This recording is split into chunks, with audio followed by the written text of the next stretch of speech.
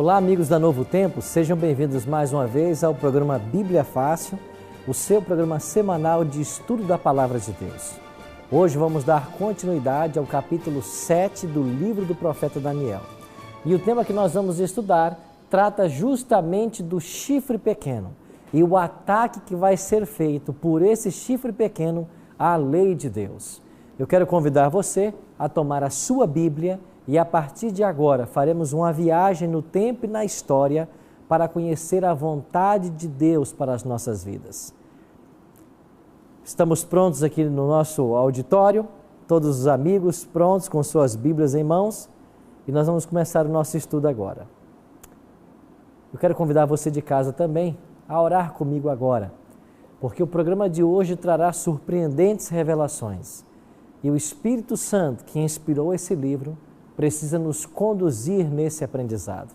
Ore comigo agora. Pai de amor, obrigado, Senhor, por todas as bênçãos e pelo privilégio de estarmos reunidos aqui nesse auditório e os nossos amigos lá nos seus lares. Agora vamos abrir mais uma vez Tua Palavra e queremos suplicar que o mesmo Espírito Santo que inspirou os sagrados apóstolos e profetas a escreverem esse livro, possa agora também iluminar nossa mente e nosso coração, para que nós compreendamos qual é a Tua perfeita vontade para a nossa vida. Eu quero colocar em Tuas mãos todos os nossos telespectadores nesta hora. O programa de hoje trará surpreendentes revelações. Que o Teu Espírito prepare o nosso coração para entendermos essas verdades e para aceitarmos a Tua vontade para a nossa vida. Oramos em nome de Cristo. Amém. Em nosso último estudo, começamos o capítulo 7 de Apocalipse. E eu queria convidar você mais uma vez a abrir a sua Bíblia em Daniel, capítulo 7. Agora iremos para a segunda parte desse capítulo. Na primeira parte, semana passada, nós estudamos a respeito dos 7 animais. O leão representando Babilônia, o urso, a Medopérsia, o leopardo com 4 cabeças e 4 asas, a Grécia, e um animal terrível e espantoso representando o Império Romano. Desse quarto animal que representa o Império Romano, o profeta Daniel diz no verso 7 que esse animal tinha 10 chifres. É o que ele diz em Daniel 7:7. E nós vimos aqui que os historiadores colocam esses 10 chifres, aqueles que estudam as profecias aliado com a história, como sendo 10 tribos bárbaras que finalmente minaram a autoridade do Império Romano, provocando a sua queda no ano 476 de nossa era. Agora Daniel introduz um novo elemento. Ainda falando do quarto poder, Roma, Daniel escreveu no versículo 8, Daniel 7:8, estando eu a observar os chifres, eis que entre eles subiu outro pequeno, diante do qual 3 dos primeiros chifres foram arrancados. E eis que nesse chifre havia olhos como os de homem, e uma boca que falava com insolência. Do meio dos 10 chifres, que são as 10 tribos bárbaras, surge um 11º chifre. Um chifre pequeno, disse Daniel. E esse chifre pequeno que surge, ele arranca 3 dos 10 quando ele surge.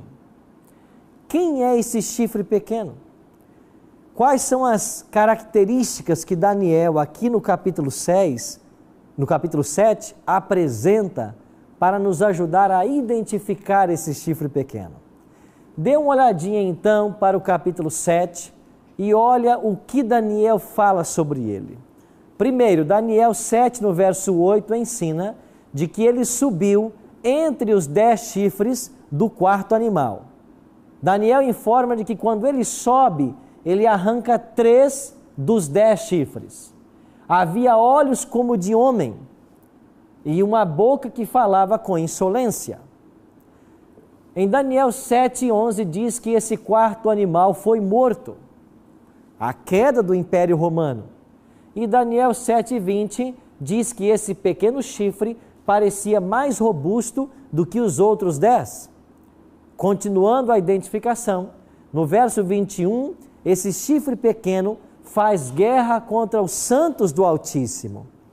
Essa expressão santos do Altíssimo é uma referência ao povo de Deus em todos os tempos. Esse chifre pequeno é diferente dos 10 chifres. Ele profere palavras contra o Altíssimo, contra Deus. Ele magoa os santos do Altíssimo. Ele cuida em mudar os tempos e a lei de Deus. Os santos lhe seriam entregues nas mãos por 3,5 tempos, 3 tempos e meio, e um tribunal então se assentaria para tirar o seu domínio e para o destruir. Eu queria que você entendesse de que o livro de Daniel deve ser estudado em paralelo com o Apocalipse. Esse poder, o chifre pequeno no capítulo 7 de Daniel, ele tem olhos como de homem. No capítulo 13, Apocalipse, no verso 18, ele recebe um número de homem. Em Daniel, ele tem boca com insolência. Em Apocalipse, boca com blasfêmia. Em Daniel, ele foi entregue para ser queimado. Aqui, ele é golpeado de morte. Lá em Daniel, ele fez guerra aos santos. Em Apocalipse, ele peleja contra os santos. Em Daniel 7,25, ele profere palavras contra o Altíssimo. Em Apocalipse, ele blasfema contra Deus. Em Daniel, ele muda os tempos e a lei. Em Apocalipse, ele difama o santuário. E não se esqueça que a lei de Deus estava dentro do santuário, dentro da Arca da Aliança. Em Daniel, ele agiria por 3 tempos e meio. Em Apocalipse, ele age por 42 meses. Estamos falando de um mesmo poder, tanto Daniel 7 quanto Apocalipse 13. Mas quem é esse poder? O que a história revela sobre esse poder? Vamos começar com Martinho Lutero, monge agostiniano. No dia 17 ou 31 de outubro de 1517, ele foi até a porta da Catedral de Wittenberg e ele pregou ali as 95 teses contra as vendas de indulgência. O fato de Lutero ter condenado a Igreja Romana pela venda de indulgências provocou severos debates. E o ano de 1520 foi um ano chave, porque nesse ano Lutero escreveu várias obras, falando de profecia, falando de Bíblia e falando da Igreja Romana. Eu trouxe para vocês aqui uma das obras de Lutero. Toda a coleção de Lutero está hoje composta em 11 volumes. Este aqui é o volume 2. E esse volume 2 apresenta as obras que Lutero escreveu no ano de 1520, alguns meses antes que ele fosse eliminado da igreja, excomungado da igreja. E aqui nessa obra, na página 290, o que Lutero fala a respeito desse poder? Lutero escreveu assim, na página 290, agora, falando inclusive do regime e do poder romano. Agora, vêm eles e fazem do Papa um representante de Cristo, exaltado no céu, e vários permitem que o diabo os domine a tal ponto de chegar a crer que o Papa estaria acima dos anjos dos céus e lhes daria ordens. E o que na realidade são as verdadeiras obras do anticristo. A página 290 do segundo volume da coleção completa de Lutero faz parte de um dos livros que ele escreveu em 1520, chamado A Nobreza Cristã da Nação Alemã. E ele escrevendo A Nobreza Cristã da Nação Alemã, ele adverte de como o romanismo estava atuando em seus dias, e esta obra é a primeira obra de Lutero a denunciar o chifre pequeno como sendo o Império Romano e Roma Papal. Vamos para um outro historiador. Nós já usamos a obra dele aqui, e mais uma vez eu queria mencionar para vocês a obra de Isaac Newton, quando ele fala das profecias de Daniel e Apocalipse. Isaac Newton, nessa obra, que foi publicada em 1733, na página 80, o que ele escreve sobre o chifre pequeno? Assim disse Isaac Newton: reis representam reinos, como já ficou dito. Portanto, o chifre pequeno é um reino. Era um chifre da quarta besta e arrancou 3 dos primitivos. Por isso devemos procurá-lo entre as nações do Império Latino, depois do aparecimento dos 10 chifres. Mas era um reino com um rei diferente dos outros, tendo uma vida ou alma que lhes era peculiar, com boca e olhos. Por seus olhos era um vidente, e por sua boca falava insolências, mudando os tempos e a lei, ao mesmo tempo um profeta e um rei. Tal vidente, profeta e rei é a igreja de Roma. Um vidente, e ele põe aqui a palavra grega episcopos, é um bispo, no sentido literal do vocabulário. E a igreja reivindica o bispado universal. Com a boca dá leis aos reis e às nações, assim como o oráculo. Arroga-se a infabilidade e pretende que os seus decretos obriguem o mundo inteiro, o que quer dizer que é um profeta no mais alto grau. Isaac Newton está dizendo claramente de que o chifre pequeno é o papado. Interessante que Daniel nos oferece 13 características.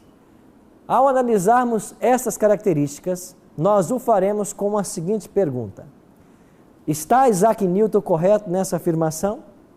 Está Lutero correto na afirmação que ele fez? Vamos olhar agora a Bíblia e a história para saber se eles têm razão ou não. Kênia. Pastor, tem uma corrente de interpretação que afirma que o chifre pequeno se trata de Antíoco Epifânio. Está correto? Vamos olhar as características e perguntar se esse rei Seleucida, do 2º século antes de Cristo, preenche essas características. Daniel disse assim: estando eu a observar os chifres, eis que entre eles subiu outro pequeno, diante do qual 3 dos primeiros chifres foram o quê? Arrancados. A primeira característica que nós vamos estudar, que Daniel coloca, é que quando o chifre pequeno chega, ele arranca 3. 3 de quantos? De 10. E esses 10, segundo Edward Gibbons, o historiador que nós vimos outro dia, esses 10 chifres se estabeleceram durante Roma Imperial. E ele coloca dos anos 351 ou 52 até 476, quando cai Roma. Então as 10 tribos bárbaras, representadas pelos 10 artelhos da estátua e pelos 10 chifres do quarto animal, eles apontam para as 10 tribos bárbaras que minaram Roma dos anos 351 até 476 de nossa era. Aí vem a primeira colocação. Viveu Antíoco Epifânio nesses séculos para proceder dos 10? Não. Ele é um rei do 2º século antes de Cristo. Ele viveu antes dos 10 chifres surgirem, porque Roma só foi cair em 476. Então ele não pode ser o chifre pequeno, porque ele surgiria dos 10. Segundo, quando o chifre pequeno surge dos 10, ele arranca a 3. O que significa isso? Aqui estão as 10 tribos bárbaras que minaram o Império Romano. E eu disse para vocês de que cada uma dessas tribos organizou finalmente uma nação europeia. Mas o interessante é que os vândalos, os ostrogodos e os érolos, eles foram extintos. eles não organizaram nenhum território. E por que eles foram extintos? Porque eles eram arianos. O que é ser ariano? É seguir a Arion. E quem é Arion? É um herege do passado. E esse Arion, ele não cria na Bíblia e nem ensinava muitas coisas que a Bíblia ensina. As tribos arianas não aceitaram a autoridade do Papa.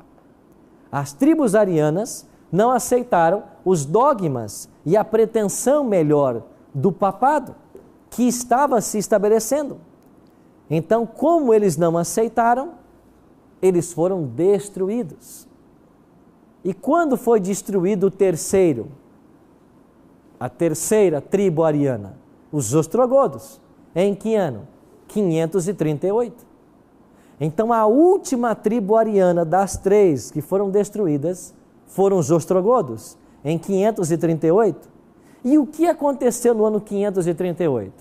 Quando é expulsa a última tribo ariana, João II é declarado o cabeça de todas as igrejas, e a partir desse ano começa o período que nós chamamos na história de a supremacia papal.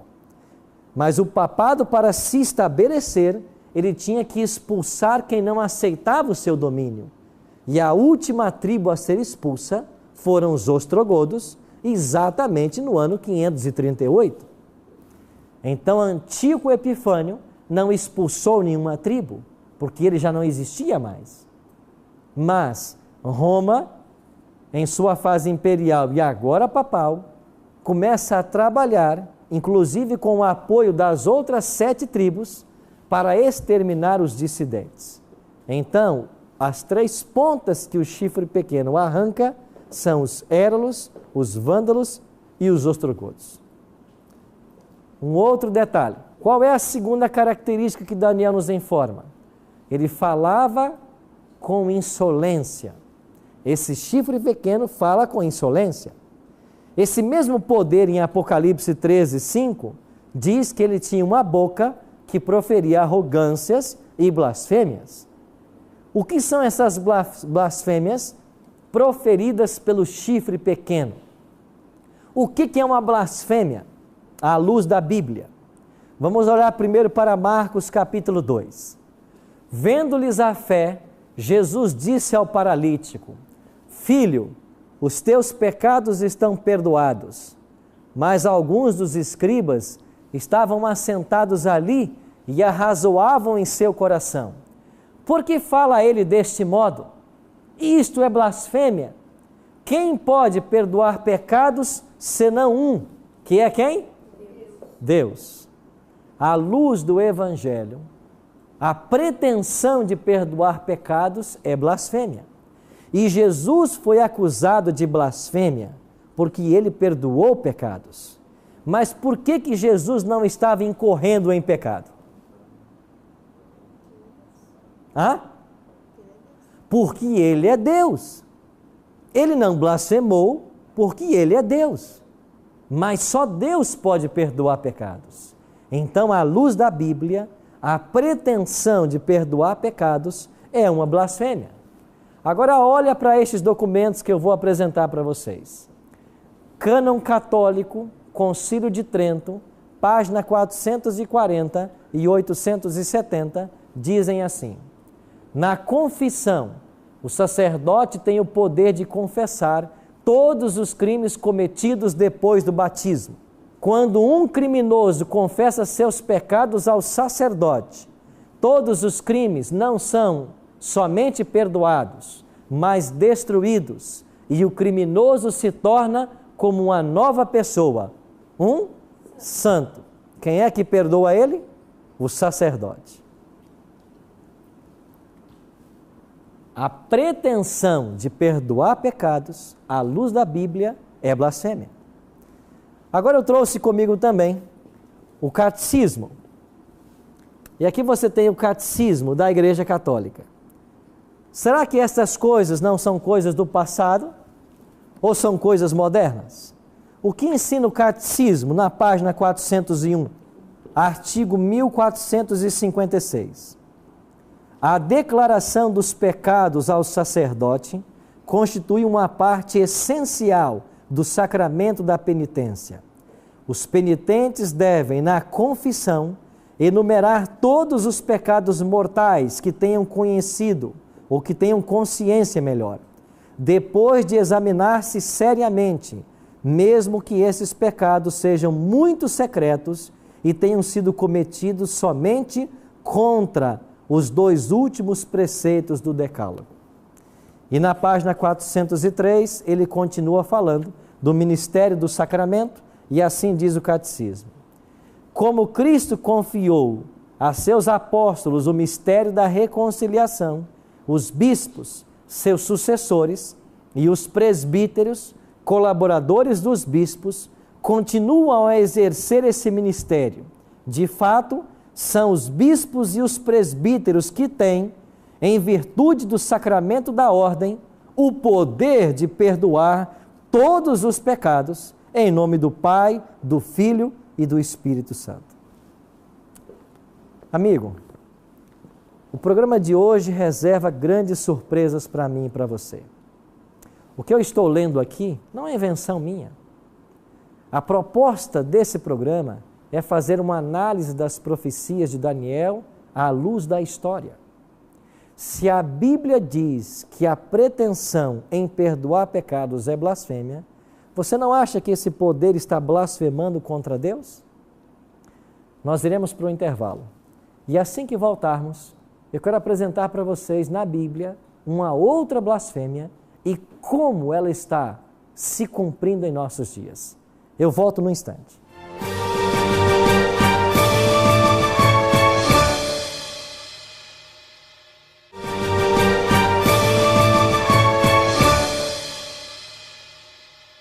Ok, amigos, estamos de volta com Bíblia Fácil, hoje aprendendo sobre o chifre pequeno de Daniel 7 e o ataque à lei de Deus. Terminamos o primeiro bloco falando de que existem na Bíblia algumas coisas que são blasfêmia. E com base no texto que nós lemos em São Marcos, a pretensão de perdoar pecados é uma blasfêmia. Inclusive a palavra de Deus, em 1 Timóteo 2, verso 5, nos diz que só existe um mediador entre Deus e os homens. Esse mediador é Jesus Cristo. E um outro texto que nos ajuda é 1 João 1, verso 9, quando João escreveu: se confessarmos os nossos pecados, Ele é fiel e justo para perdoar os nossos pecados e nos purificar de toda injustiça. Só existe um ser nesse universo capaz de perdoar pecados, e esse ser é Deus. Mas você pode estar se perguntando: mas pastor, a Bíblia não ensina que nós devemos perdoar os pecados uns dos outros? É claro que ensina, é verdade. E o que significa perdoar pecado uns dos outros? Vamos supor que o Leonardo me ofenda, eu tenho que perdoá-lo. Se eu ofendê-lo, ele tem que me perdoar. Então, perdoar pecado uns dos outros é quando eu ofendo ou sou ofendido. É aí que eu peço perdão ao semelhante. Agora, os pecados que eu cometo contra Deus, eu não tenho que procurar um semelhante para confessar, eu tenho que confessar a Ele, porque só Ele é o detentor do perdão. Então isso tem que ficar bem claro em nossa mente, para nós entendermos o que a palavra de Deus ensina. Um outro detalhe: o que mais é blasfêmia na Bíblia? Olha para João capítulo 10, versos 30 a 33. Jesus declarou assim: eu e o Pai somos um. Novamente pegaram os judeus em pedras para lhe atirar. Disse-lhe Jesus: tenho-vos mostrado muitas obras boas da parte do Pai. Por qual delas me apedrejais? Responderam-lhe os judeus: não é por obra boa que te apedrejamos, e sim por causa da blasfêmia, pois sendo tu homem, te fazes Deus a ti mesmo. O Cristo foi acusado de uma outra blasfêmia. Qual?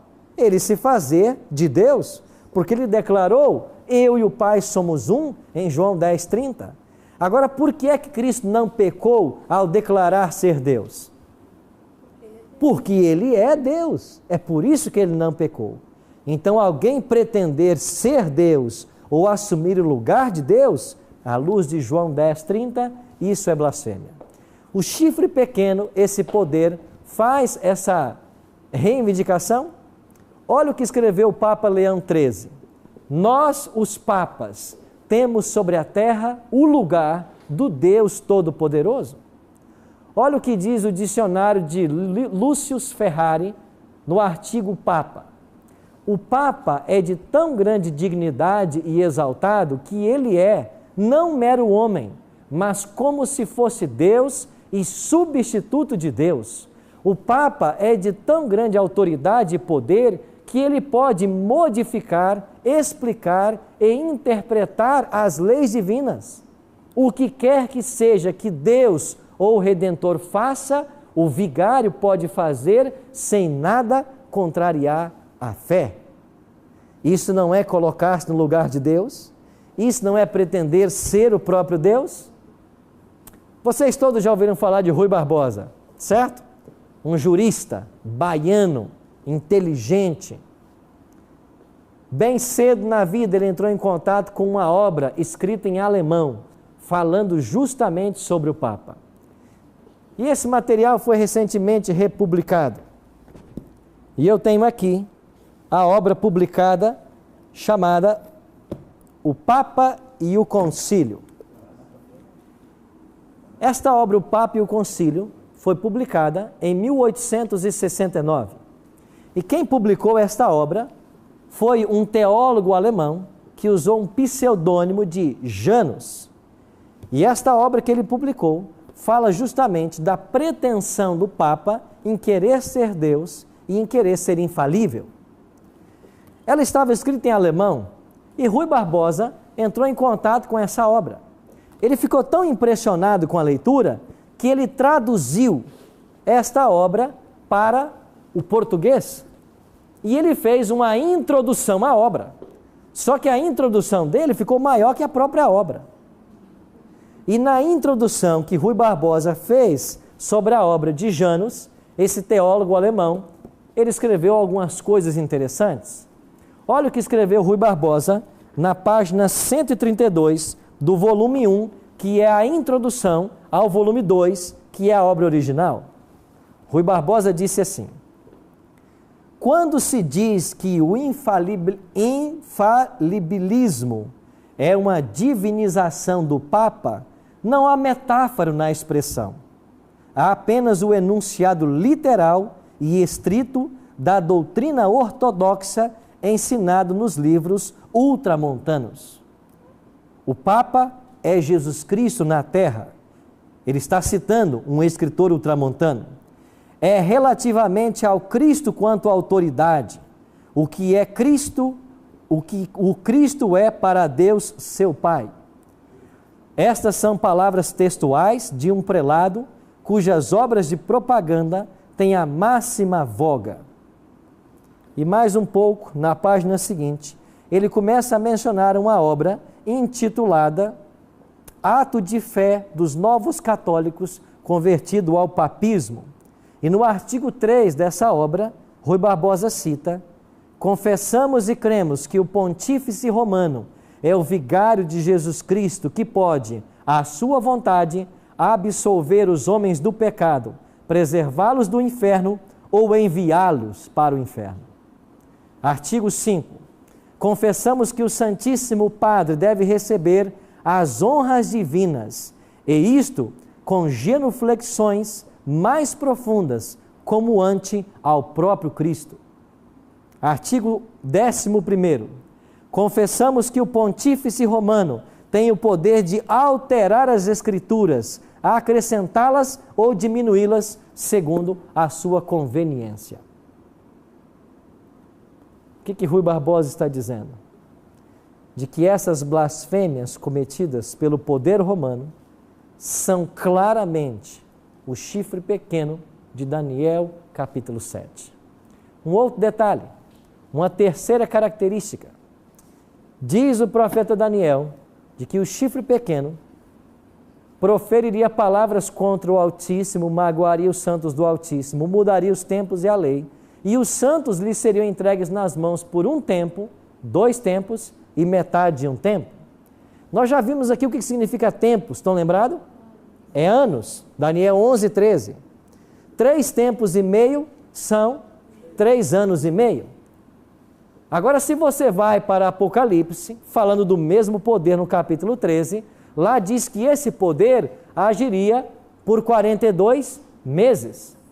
Mas se você vai um pouquinho mais para frente de Apocalipse, você vai perceber que esse mesmo poder atuaria também por 1260 dias. Então, na Bíblia, em Daniel e Apocalipse, o chifre pequeno atua por um tempo, 2 tempos e metade de um tempo, 3 tempos e meio, 42 meses ou 1260 dias. São 3 períodos distintos ou estamos falando de um mesmo poder? É claro que é o mesmo poder, basta fazer a conta. 3 tempos e meio são iguais a 3 anos e meio. Se cada ano tem 12 meses, você tem 42 meses, porque são 12, mais 12, mais 12, mais 6. 42 meses é o mesmo período de Apocalipse. E se você multiplicar 42 por 30, que é a quantidade de dias no calendário judaico, você vai chegar a quantos dias? 1260. Então, 3 tempos e meio, 42 meses ou 1260 dias falam de um mesmo período. E como estamos tratando de profecia, em profecia, segundo Ezequiel 4, 6 e 7 e Números 14 e 34, cada dia equivale a um ano literal. Isso quer dizer que o chifre pequeno atuaria na história por 1260 anos. Eu disse para vocês no primeiro bloco que a última tribo a ser expulsa foi os ostrogodos. Quem guardou o ano que foi expulso? 538. Pois bem, agora é só você pegar o ano 538, somar 1260, nós seremos levados a que ano? 1798. O que aconteceu em 538? Um decreto de Justiniano colocando o bispo de Roma como cabeça de todas as igrejas e dando ao papado jurisdição temporal. O que aconteceu em fevereiro de 1798? A prisão do Papa Pio VI, que era o Papa da época. Agora eu pergunto, Kênia, Antíoco Epifânio viveu 12 séculos para cumprir essa profecia? Antíoco Epifânio estava vivo em 538? Antíoco Epifânio viveu até 1798? Então não pode ser Antíoco Epifânio. E aqui, deixa eu falar com você que está em casa. A maioria dos teólogos dispensacionalistas estão ensinando por aí de que esse chifre pequeno é Antíoco Epifânio. Engano satânico. E sabe por que engano satânico? Porque se eu coloco o chifre pequeno no 2º século antes de Cristo, eu não tenho com que me preocupar. Outros teólogos futuristas da escola de interpretação profética futurista estão colocando o anticristo para um futuro distante. Ora, se ele está no passado ou no futuro, o que tem a ver comigo no presente? Nada.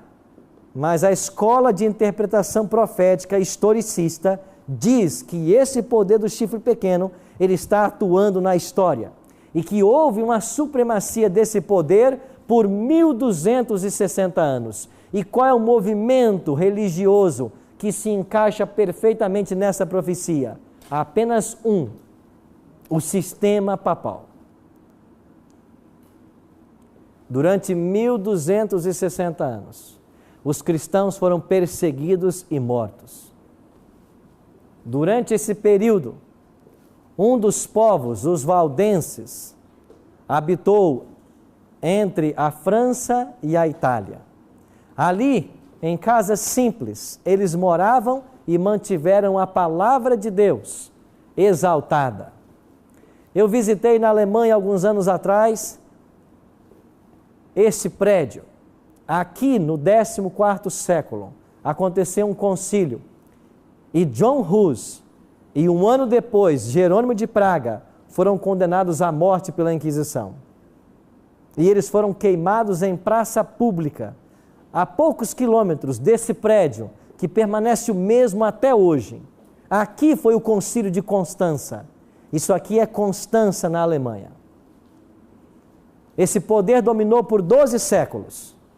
Em 1798, os generais Berthier e Servane, por ordem de Napoleão Bonaparte, prenderam o Papa Pio VI, que era o Papa da época. E essa prisão do Papa foi o cumprimento da profecia de Apocalipse 13, verso 3, que diz que uma das suas cabeças seria golpeada de morte. Esse foi um golpe mortal para o papado. Agora ainda temos uma quarta característica. Esse poder, segundo Daniel 7:25, vai mudar os tempos e a lei. Esta é a última característica que vamos estudar hoje. Mudar os tempos e a lei. Aí está, cuidará em mudar os tempos e a lei. Se você olhar para Êxodo capítulo 20, versos 3 a 17, lá estão os 10 mandamentos. Mas se você olhar para o Catecismo, na página 539, aqui estão também os 10 mandamentos. Mas agora você vai começar a perceber de que houve uma alteração. Aqui aparece na página 539 os 10 mandamentos. Só que depois você começa a ver de que alguma coisa foi mudada. Um espaço foi deixado em branco. Ou seja, 3 mudanças o catecismo faz na lei de Deus. Primeira delas, exclusão do segundo mandamento. O segundo mandamento ensina: não farás para ti imagem de escultura. Esse mandamento da santa lei de Deus foi excluído do catecismo. Segunda mudança, o quarto mandamento da lei de Deus, em Êxodo capítulo 20, versos 3 a 11, ensina que o sábado é o dia a ser santificado. Aqui no catecismo se ensinou guardar domingos e festas. E finalmente, como tiraram o segundo, só sobraram 9. Então dividiram o 10º mandamento em 2, para voltar a ter 10, porque senão seriam apenas 9. Agora, esta mudança na lei de Deus não é nova, ela começou desde o 4º século, quando Constantino tornou-se imperador de Roma. E Constantino, no dia 7 de março de 321, ele baixou o que a história chama de o primeiro decreto dominical. E aqui está a cópia do decreto, como promulgada no Codex Justinianus, livro 3, no título 12 e 13. E esse decreto de Constantino convida a todos a descansarem no venerável dia do sol. Devem os magistrados e as pessoas residentes nas cidades repousar e todas as oficinas ser fechadas no venerável dia do sol. Ora, qual é o venerável dia do sol para os romanos? O primeiro dia da semana. O inglês traduziu como Sunday, dia do sol, o domingo. E agora vem a igreja romana e diz assim: nós devemos celebrar o dia santo, o domingo, porque nele Jesus ressuscitou. Jesus deixou uma cerimônia para celebrarmos a ressurreição. Isso está em Romanos, capítulo 4, ou capítulo 6, versos 4 a 6. É o batismo. Porque quando eu me batizo, eu sou sepultado como Cristo foi. E eu nasço para uma nova vida. O domingo não celebra a ressurreição de Cristo. O domingo é uma mentira, pregada pelo Império Romano desde o 4º século, e que foi mantido no catecismo. E, infelizmente, as igrejas cristãs e protestantes estão abraçando a mesma ideia. Deixa eu falar para você que me assiste. Nós não estamos trazendo essas verdades à tona para machucar ninguém. Não pense assim. Nós estamos trazendo essas verdades porque a palavra de Deus tem que ser exaltada. E quando a verdade de Deus for exaltada, o erro cairá por terra. Você pode ler a Bíblia do Gênesis a Apocalipse e você nunca vai encontrar um texto santificando o domingo. Mas eu ofereço para você 104 textos sobre o sábado e falando da santidade desse dia. Eu queria que você entendesse de que a mudança na lei de Deus é o cumprimento da profecia de Daniel 7:25. Por favor, entenda mais uma coisa. Isso não tem nada a ver com você, meu irmão católico. Não tem nada a ver com você agora. Eu estou falando de uma obra que o anticristo iniciou desde o 4º século, por mãos de um imperador e depois por mão de um sistema que dura toda a Idade Média. Eu estou falando para você de um poder que atua há séculos contra a lei de Deus. Isso não tem nada a ver com você. Eu queria que você entendesse uma outra coisa. Igreja não salva ninguém. Igreja não salva. Quem salva é Jesus Cristo. Atos 17:30 declara de que Deus não levou em conta o tempo da ignorância. Quando eu não conheço uma doutrina, eu não serei cobrado por ela. É por isso que eu tenho que aprender a verdade de Deus. Um outro detalhe. Jesus disse em João 10,16 que ele tem muitas ovelhas que ainda estão no seu não estão no seu aprisco. Apocalipse 18:4 faz um último apelo para o povo de Deus. Sai de Babilônia, sai da confusão religiosa. Isso aqui é confusão religiosa. Ao longo da história, o diabo tem trabalhado para alterar a lei de Deus, para confundir as pessoas. E vocês vejam que isso é história. Agora, olhe uma evidência daquilo que é a verdade. Faleceu há alguns anos o autor dessa tese doutoral, Samuel Bacchiocchi. Aqui está a sua tese original. Essa tese intitula-se From Sabbath to Sunday, do sábado para o domingo. Samuel Bacchiocchi, um doutor em teologia, pastor da Igreja Adventista. Ele faleceu alguns anos atrás, mas a sua tese foi defendida na Pontifícia Universidade Gregoriana de Roma. Ele foi o único não católico aceito no programa doutoral por aquela universidade. E quando ele terminou a sua tese, a tese dele recebeu o imprimato do Vaticano. E nessa tese ele prova historicamente de que a mudança do dia de guarda do sábado para o domingo foi feito pela Igreja Romana. E a Igreja colocou nessa tese o seu imprimato, dizendo: é isso mesmo, nós não estamos negando nada. E quando você vai para o catecismo, é isso mesmo. E os protestantes hoje que santificam o domingo, a quem estão seguindo? A Igreja Romana. Mateus 5, 17 e 18, Cristo declarou: não penseis que vim revogar a lei e os profetas. Eu não vim para revogar, eu vim para cumprir. São João 14, 15, Jesus declarou: se me amam, ou se me amais, vocês guardarão os meus mandamentos. A lei de Deus que eu obedeço é uma expressão do meu amor por Cristo. Não é um caminho para a salvação, é um fruto da salvação. Não pense que os adventistas, com sua ênfase na lei de Deus, eles são legalistas. Porque a Igreja Adventista não ensina que você tem que guardar a lei para ser salvo. Pelo contrário, a Igreja Adventista ensina que só obedece à lei quem é salvo. Porque a obediência é uma evidência de que Cristo tomou conta do coração. Agora, Jesus não salva ninguém para ficar na desobediência. Não pense você que Jesus salva você para você continuar quebrando os mandamentos. Não, Jesus te salva para você obedecer. E eu faço uma outra pergunta. Por que é que dos 10 mandamentos atacaram o sábado? Atacaram o segundo mandamento? Porque o problema do povo de Deus ao longo da história sempre foi a idolatria. Os cativeiros do povo de Deus no passado foram por causa do pecado da idolatria.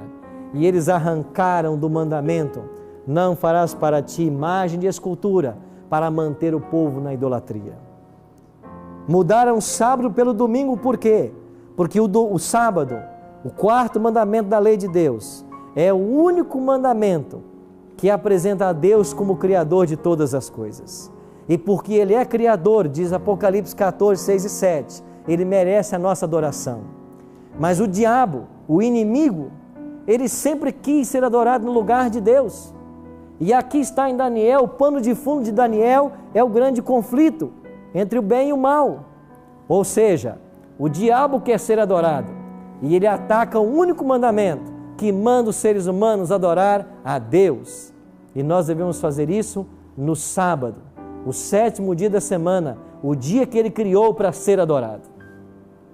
Você pode adorar a Deus na segunda, na terça, no domingo? Pode. Deus vai aceitar a sua adoração? Vai. Mas se você também adorar no sábado, não tem como fugir disso. Qual será a sua decisão? Diante das verdades que a palavra de Deus nos ensina hoje, qual será a sua decisão? Eu queria conversar com você que está em casa. Eu sei que o estudo de hoje está trazendo revelações surpreendentes para você, mas eu quero repetir. Nós não estamos trazendo esse tema à tona para tocar em feridas de ninguém, para ferir você. Eu nasci numa família católica e até aos 13 anos eu fui um católico. Eu fui batizado nessa igreja, fui crismado nessa igreja, fiz a minha primeira comunhão. Mas com 13 anos eu comecei a ter contato com a Bíblia. E eu comecei a descobrir coisas que estavam na Bíblia, que a minha igreja não estava ensinando. E eu tomei uma decisão. A decisão de seguir o que a Bíblia orienta e nada mais. Talvez você agora tenha que responder uma pergunta também. Está você disposto a tomar decisões? Será que Deus não está chamando você e a mim para um novo caminho, um novo começo? A palavra de Deus nos apela agora. E você vai ter o tempo agora de pensar nisso. Enquanto ouviremos essa música, eu queria que você pensasse. Estou eu pronto para tomar decisões em minha vida? O que vou fazer com as verdades que eu estou descobrindo?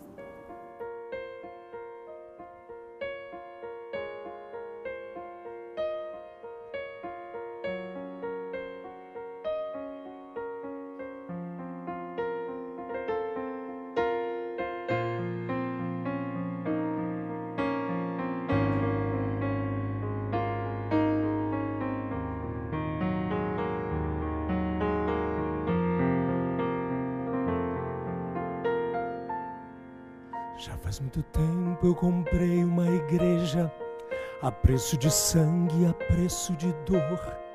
Já faz muito tempo enviei o meu filho para resgatar o que se perdeu.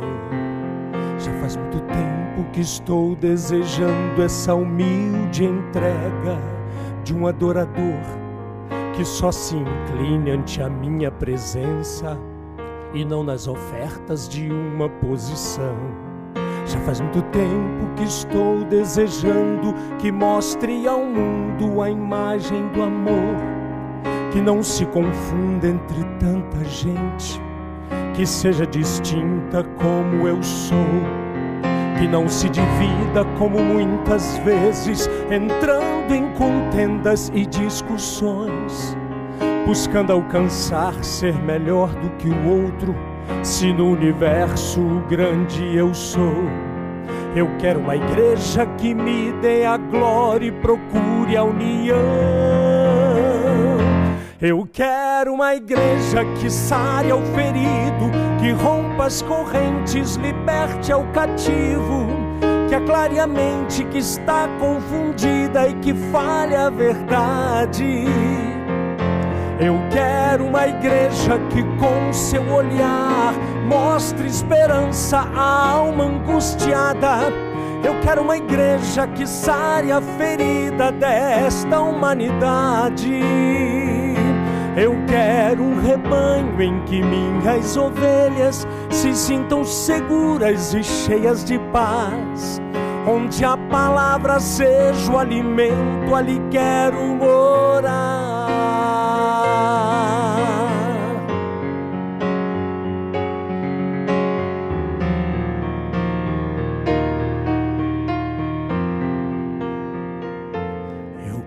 Uma igreja que com seu louvor perfume o meu trono, dando-me esse lugar. Igreja que saiba fazer diferença entre o bem e o mal. Onde está a igreja que foi perdoada e libertada do castigo atroz? Aquela que vê ao que está caído, estende a mão e concede o perdão. Igreja desperta, chegou o momento da redenção. Eu quero uma igreja que sare ao ferido, que rompa as correntes, liberte ao cativo, que aclare a mente que está confundida e que fale a verdade. Eu quero uma igreja que com seu olhar mostre esperança à alma angustiada. Eu quero uma igreja que sare a ferida desta humanidade. Eu quero um rebanho em que minhas ovelhas se sintam seguras e cheias de paz, onde a palavra seja o alimento, ali quero morar.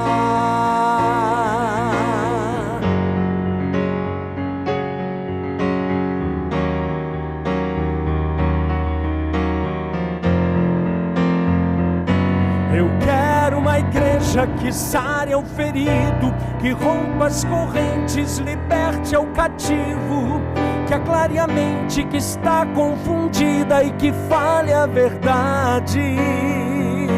Eu quero uma igreja que com seu olhar mostre esperança à alma angustiada. Eu quero uma igreja que sare a ferida desta humanidade. Eu quero um rebanho em que minhas ovelhas se sintam seguras e cheias de paz, onde a palavra seja o alimento, ali quero morar.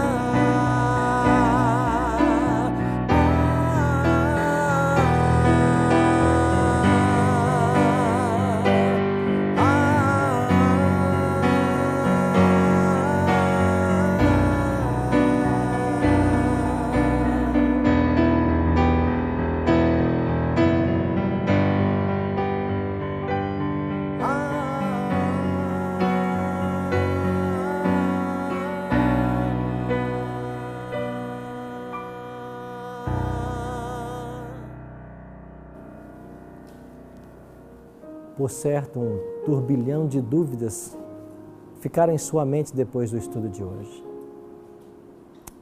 Talvez aqui não tenhamos todo o tempo necessário para tirar as suas dúvidas pessoalmente. Mas eu queria que você fizesse uma coisa. Ore ao Senhor nosso Deus. Coloque-se nas mãos dEle e Ele vai ajudar você. Ele vai te mostrar o caminho. Ore comigo agora. Pai, depois do estudo de hoje, aprendemos coisas que nós não imaginávamos conhecer. Existem coisas em Tua Palavra que agora nos estão sendo reveladas. Nossa mente pode estar confusa nesse momento, mas uma coisa nós te pedimos: que o Teu bom e Santo Espírito nos conduza a partir de agora. Mostra-nos, Pai, a verdade da Tua Palavra. Ajuda-nos a conhecer o nosso Senhor e Salvador Jesus, em quem habita a plenitude da divindade, e que as verdades que Cristo deixou em Sua Palavra sejam nosso guia enquanto nos preparamos para os céus. Talvez existem pessoas que estão magoadas pelo amor que elas têm à sua igreja. Mas ajuda-nos a entender agora de que nós seremos salvos é por Cristo e de que a Tua promessa é de que apenas a verdade liberta. Que sejamos libertos pela Tua verdade. É a nossa oração. É em nome e por amor de Jesus. Amém. Obrigado pela sua companhia. Eu espero você na semana que vem para mais um estudo. Que Deus o abençoe.